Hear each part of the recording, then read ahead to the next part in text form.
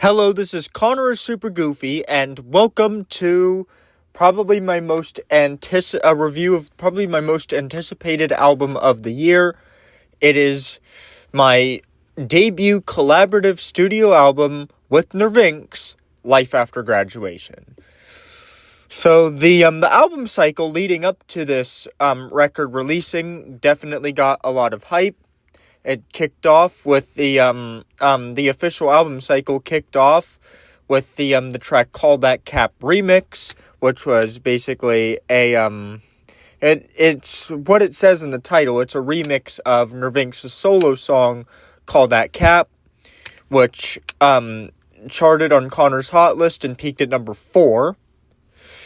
Then the second single came out, the track Hooligans, which contained a feature from fellow classmate and also like a YouTube rapper, Skittles, whose music, based on what I've listened to of him, I don't really like it. I did review one of his more recent tracks a little bit ago, and it was, not good. But yeah, he is still definitely a popular, he's definitely got some attention on YouTube, and as a matter of fact, the Skittles publicity helped shoot the song Hooligans immediately straight up to number 1 on Connor's Hot List. It has become my most played song of 2025, and by the metrics between all platforms, my most played song ever. And then there was the third and final single, Leather Throne, which was released and was greeted with crickets. However, the track was the third and final single for me and Nervynx's album titled Life After Graduation, which, as I'm recording this, is going to be releasing in 4 days. However, as I'm releasing this video, it's out now. So, here's my review of it. It's 10 tracks, 34 minutes long.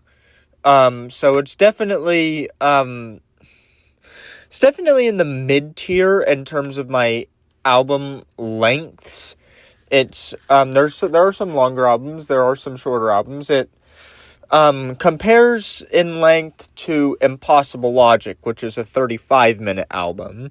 So there's less tracks on this than Impossible Logic, but the tracks are longer on average. And one thing that I can praise this album for straight off the bat is how well the album flows. Like, each track almost pretty much seamlessly blends into the next.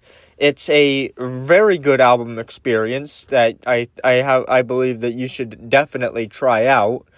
And let's get into the track list. The track list kicks off with a remix version of Nervynx's solo hit, That's Me, which made it to number 1 as a solo single from Nervynx back in February, and I hopped on it and decided to turn the bridge into a third verse that I was doing. That track blends into the lead single and the second track off the album, Call That Cap, which, upon first listen to his solo version, I gave a 5 out of 10, but I definitely add a ton to that track. The group chorus is very good, and I just like the instrumentation.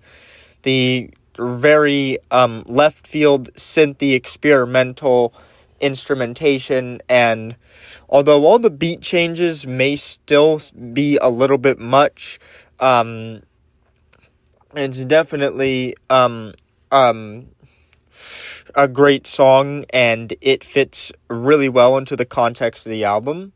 And that blends into another more experimental cut on the record, Leather Throne, which was the third single, which I praise the fact that Eli used electro splats for drums on the chorus, and also the lyrics on this one are just really good, and it also has probably the most quotable line on the entire album: "Rumble is a booty game mode, but that won't stop me from watching a big soap stream where it is involved. It all gets dissolved. Tornadoes pick you up, and you can freeze the ball."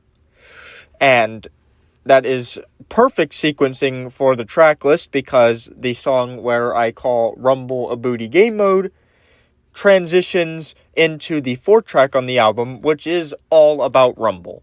The track Rumble is Fumble is a very standard trap beat with a piano melody, which has probably some of the weakest performances that we have done, but is still a really fun song to listen to, and it definitely fits in very well with the album. And now is a good time to mention that there is actually a narrative to this album. Obviously, the album's titled Life After Graduation, and the album's narrative is the fact that me and Eli have just graduated, and we're kind of afraid. Afraid might be a strong word, but we're kind of nervous about what the future holds for us as we go into college and stuff. And so on the track Those Days Are Gone, things start to get a little bit more dark and dingy. And the track is basically about kind of wishing that that things weren't getting really tough after graduating high school. At the end of the track, Eli has a little bit of a panic attack, and it's basically, the track is reminiscing on times where things were better, and where there wasn't so little time before the transition into the next chapter of our lives. After the kind of scary, more downbeat song,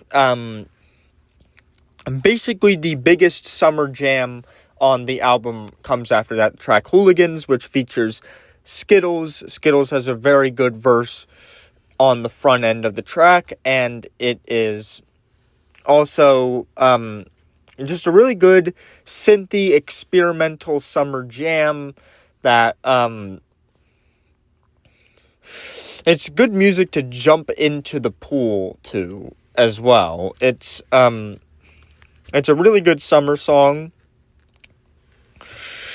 which transitions into more of a low-key cut on the album, but definitely still some good summer vibes on the track Lives to Live, which is definitely it's definitely the most low-key cut we've seen on the album to this point. And after Hooligans, there isn't really a big jolt of energy in the album again, as Lives to Live is a lot more low-key about which the track, unlike Those Days Are Gone, which is kind of nervous about the future, this track we're kind of more optimistic about the future, and seeing how and thinking, oh, maybe it's not going to be so bad. And then the darkness entirely sets in on the 8th track on the album, All Shaken Up, which is backed by all these eerie sounding, kind of creepy guitars, and Nervynx has a very impressive verse about how his life is depressing, and there is a beat switch toward the back end. It's definitely one of my least favorite songs on the album, but it is still a very good track. And then that transitions into kind of a heartbroken ballad, Can't Close My Eyes, about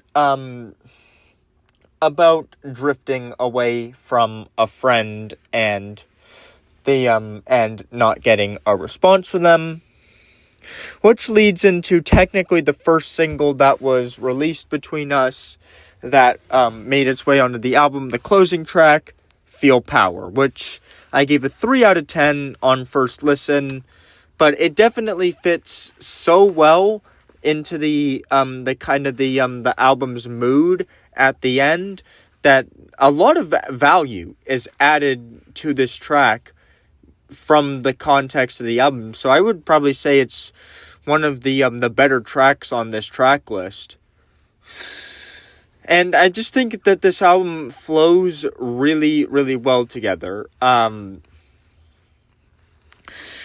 think that it's definitely not a perfect album. It doesn't lean entirely into its concept. I feel like we definitely could have done a better job kind of fully fleshing out the narrative of basically being nervous about the future. But I definitely think it is a solid album, and I think that warrants a light 8. That's about it. See ya.